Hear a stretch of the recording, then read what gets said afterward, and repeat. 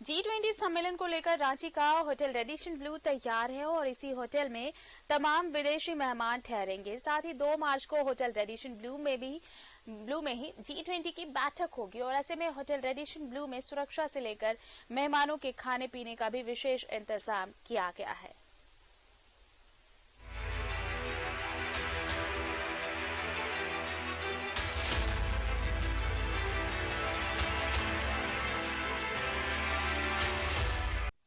और सहयोगी अजय लाल इस वक्त हमारे साथ सीधे बिरसा मुंडा एयरपोर्ट से जुड़ रहे हैं। अजय, देखिए, डेलीगेट्स के आने का सिलसिला शुरू होने वाला है। कल ब्राजील से प्रतिनिधि पहुंचे और जो बाकी के डेलीगेट्स हैं आज पहुंच जाएंगे। क्या कुछ हलचल नजर आ रही है एयरपोर्ट पर?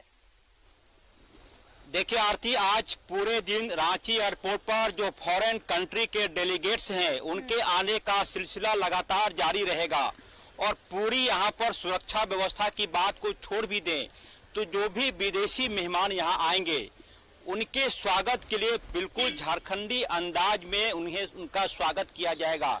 झारखंडी नागपुरी गीतों के माध्यम से हमने देखा था कि अब से थोड़ी देर पहले जिस एयरपोर्ट के गेट के पास से डेलीगेट्स बाहर आएंगे वहां पे कई कलाकार मौजूद थे जो कि विदेशी मेहमानों के आने के साथ ही मैं तस्वीर दिखाने की कोशिश कर रहा हूं अपने सहयोगी के माध्यम से कि किस प्रकार से ये जो दरवाजा आप देख रही हैं इसी मुख्य गेट से फॉरेन कंट्री के जो डेलीगेट्स हैं वो रांची आएंगे। और आरती, बार बार ये चर्चा हो रही है कि भारत G20 बैठक हो रही है, भारत को मिलेगा क्या, क्या चर्चा है, ये सब बातें अब पीछे छूट गई कि रांची में बैठक हो रही है, झारखंड में बैठक हो रही है। सबसे अहम बात यह है कि जब मेजबानी भारत को मिल रही थी हमारे पास जो सीधे सीधे मैं बताने की कोशिश कर रहा हूं कि G20 की जो बैठक हो रही है ये कई मायनों में भारत के लिए खास रहेगी। सबसे अहम बात यह कि रशिया के राष्ट्रपति व्लादिमीर पुतिन को छोड़ दें तो कई देशों के जो हेड हैं वो एक मंच पर मौजूद रहेंगे।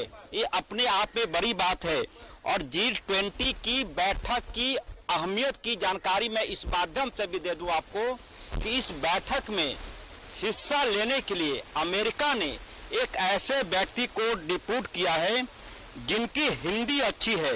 उनका नाम मैं बताने की कोशिश कर रहा हूं। उनका नाम है जेड तरार। ये अमेरिकी व्यक्ति हैं और इनकी हिंदी उतनी ही अच्छी है जितनी अंग्रेजी और अन्य लैंग्वेज। तो आप समझ सकते हैं कि एक ऐसा व्यक्ति भी भारत आ रहा है जो भारत की भाषा को पहचानता है।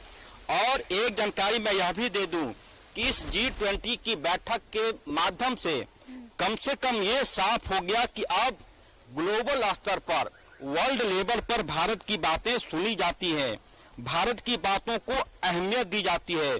और इससे भी खास बात यह कि जर्मनी, फ्रांस, जापान, सऊदी अरब और ब्रिटेन अब भारत से फ्री ट्रेड एग्रीमेंट करने के लिए उतावले हो रहे हैं।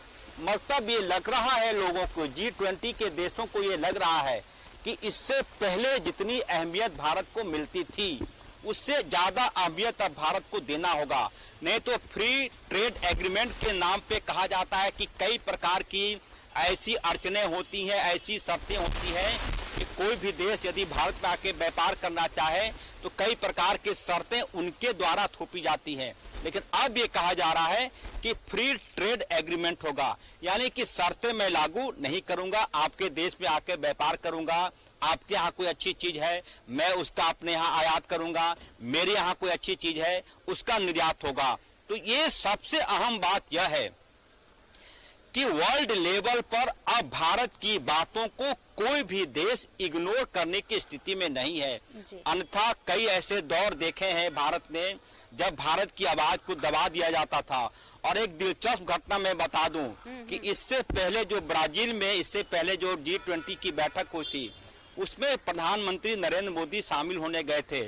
और जब ये बातें हुई कि अगली मेजबानी भारत को मिलेगी 2022-23 में, तो उस वक्त प्रधानमंत्री नरेंद्र मोदी के चेयर पर बैठे थे और अमेरिका के राष्ट्रपति की जो चेयर थे वो थोड़ी दूर पर थी और नरेंद्र मोदी उनको देख नहीं पाए और अमेरिकी राष्ट्रपति वहां से चलने लगे। G20 के जो अध्यक्ष देश की जो प्रेसिडेंट हैं, उन्होंने आवाज दी अमेरिकी राष्ट्रपति को कि मिस्टर आप कहां जा रहे हैं। There is Narendra Modi prime minister of India. अमेरिकी राष्ट्रपति लौट कर फिर वापस आए और प्रधानमंत्री से हाथ मिलाया। तो आप समझ सकती हैं कि वर्ल्ड लेवल पर अब भारत का कद कितना बड़ा है। 2-3 घटनाओं का हमने इसलिए जिक्र किया ताकि लोग ये समझें कि G20 आखिर है क्या। ये चीजें नहीं है कि रांची में आ रहे हैं, बैठक होगी, यहाँ के बारे में लोग जानेंगे। ये तमाम चीजें अब पीछे छूट गई हैं। अब ये सबसे बड़ी बात यह है कि G20 की मेजबानी का मतलब है कि भारत का कद अब कहीं से फ्रांस से नीचे नहीं है, भारत का कद जर्मनी से नीचे नहीं है, भारत का कद रसिया से नीचे नहीं है। ये बहुत बड़ी बात है और आने वाले वर्षों में इसके व्यापक असर दिखाई पड़ेंगे। इसलिए भी नीचे नहीं है क्योंकि जो वैश्विक समस्याएं हैं, चाहे वो ग्लोबल वार्मिंग की कह लें आप, पर्यावरण से जुड़े तमाम मसले, देखिए सोलर एनर्जी पे सबसे ज्यादा फोकस रहने वाली है ये मीटिंग। तो आप उन समस्याओं में भारत की भूमिका कितनी अहम रहेगी उन समस्याओं से निपटने में, इसे विश्व नजरअंदाज नहीं कर सकता। ये समझा जा सकता है इस मेजबानी से। आरती, देखिए जो G20 की बैठक हुई थी उसमें इस बात पर भी चर्चा हुई थी कि अब से कुछ माह पहले पाकिस्तान में इतनी ज्यादा बारिश हुई कि उसका कोई कैसे कंट्रोल हो उस पर लोगों की ध्यान गया। उसके बाद अमेरिका के कई शहरों में इतनी ज्यादा सुखाड़ की स्थिति हो गई कि वह भी लोगों के लिए चिंता का विषय था। लिहाजा क्लाइमेट चेंज पर ज्यादा फोकस रहने वाला है ये पूरी की पूरी बैठक। और ये सिर्फ झारखंड में बैठक नहीं हो रही है, इससे पहले राजस्थान के दिसंबर में इसका उद्घाटन हुआ था।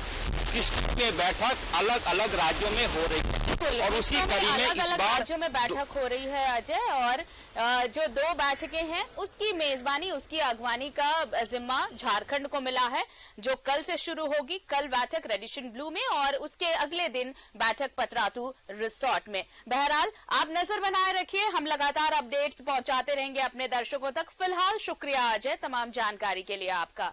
तो G20 की बैठक होने वाली है और इसे लेकर डेलीगेट्स आज पहुंचने वाले हैं। आज दिन भर एयरपोर्ट पर गहमा गहमी लगी रहेगी और हम वो तमाम तस्वीरें आप तक पहुंचाने वाले हैं। होटल रेडिशन ब्लू पूरी तरह से तैयार, सुरक्षा के चाक चौबंद इंतजाम और कुल मिलाकर कहें तो रांची पूरी तरह से अगवानी के लिए तैयार विदेशी मेहमानों के।